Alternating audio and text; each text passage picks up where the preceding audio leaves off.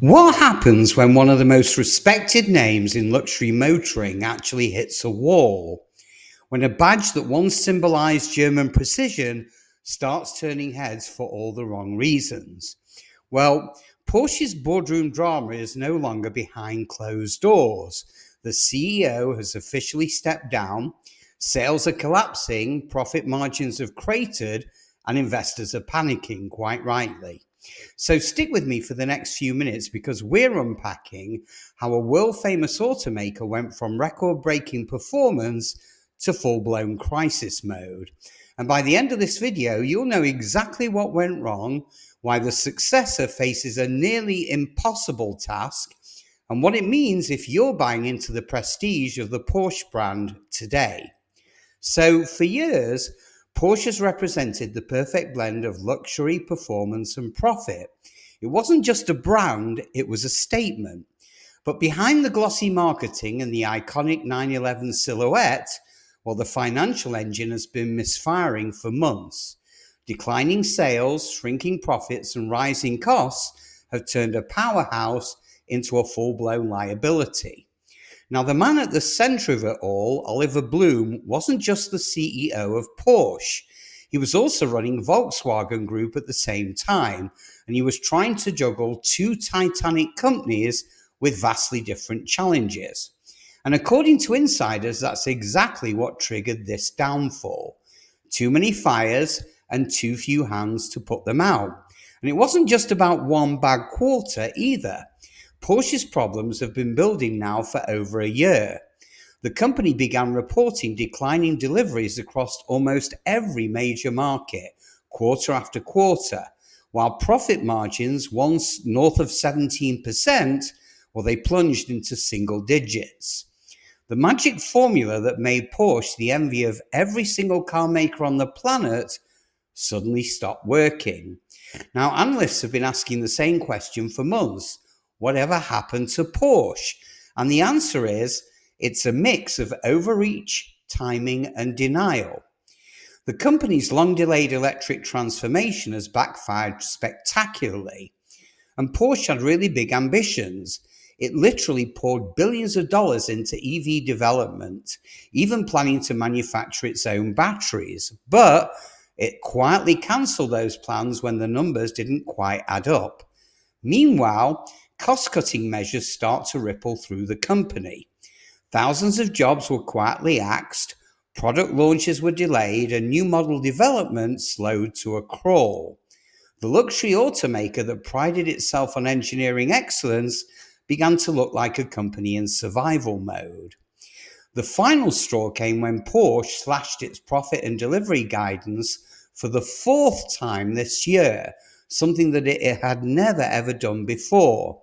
And obviously, investors were furious, and board members reportedly lost confidence in Blume's leadership.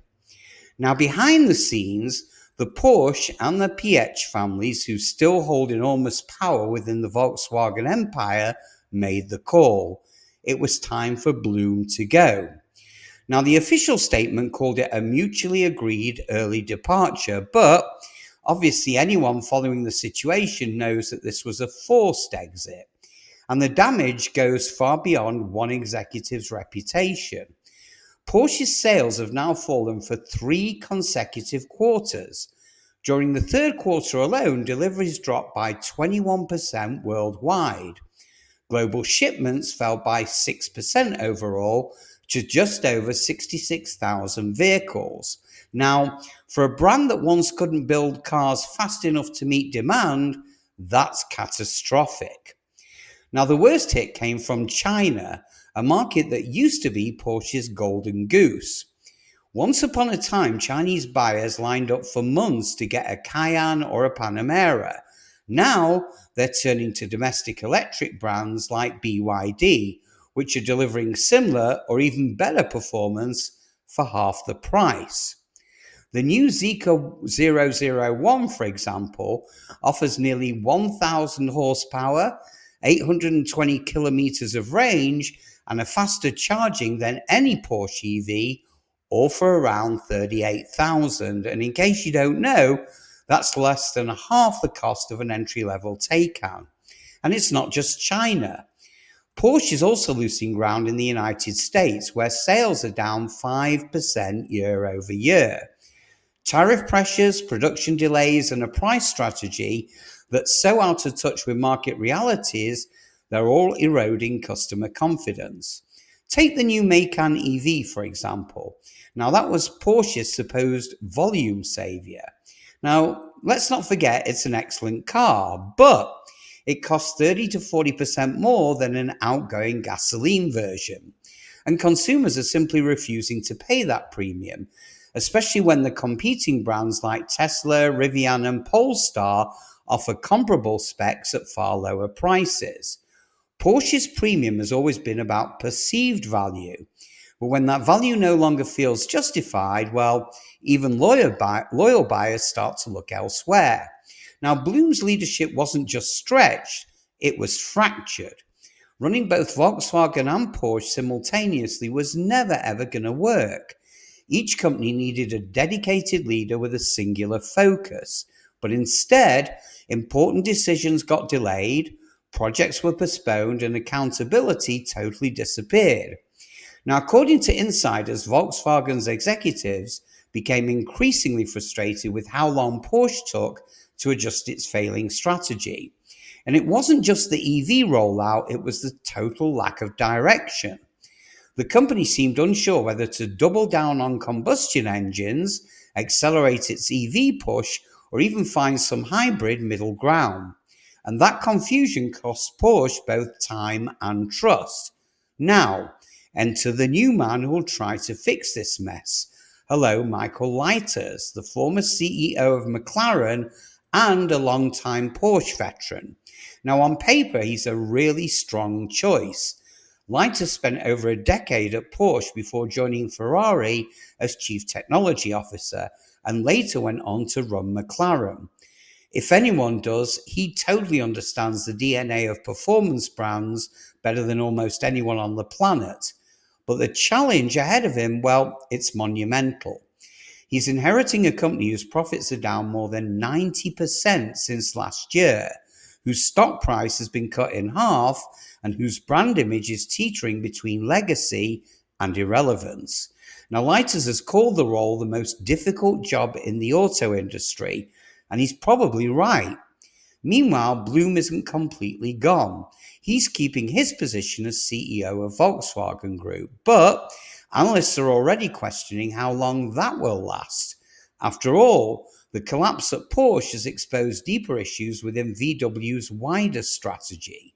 The group's battery ambitions have been scaled back.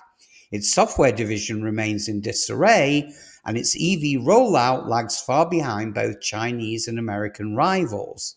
For now, the public line is that Blume will focus on stabilizing VW, but behind closed doors, shareholders are debating whether a broader leadership shakeup might be next on the cards.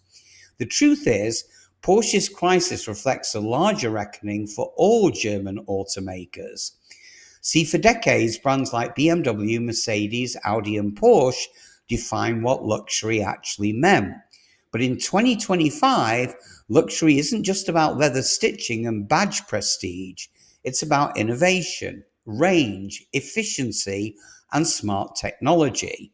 And meanwhile, Chinese manufacturers, well, they've mastered the art of offering premium performance at mainstream prices. And guess what? Buyers have begun to notice. The era of paying double just for a German badge, well, it's coming to an end. So what does this mean for you as a buyer? Well, it means the landscape is shifting. A few years ago, Porsche ownership was considered bulletproof, unmatched quality, resale strength, and brand status. But now, the risk-reward equation, well, it's changing. If the company can't stabilize its EV costs, regain profitability, and rebuild buyer confidence, then Porsche's vehicles may start depreciating faster and maintenance costs could rise significantly. Now, in the luxury car world, perception is everything, and there's no doubt that Porsche's image has taken a huge hit. Even long-term owners are starting to wonder if the brand is losing its magic, but still, all is not lost. Porsche can recover. but it must execute a near perfect turnaround. First, it has to fix its pricing. You simply can't charge supercar money for performance that competitors offer at half the same price. Second, it needs to regain control of manufacturing costs, and that can possibly be done by moving some production out of high cost Germany. Third, Porsche has to find its EV identity, not just build electric versions of existing models, but design cars that redefine what a Porsche EV should actually feel like. Now, the Taycan was a good start, but not enough.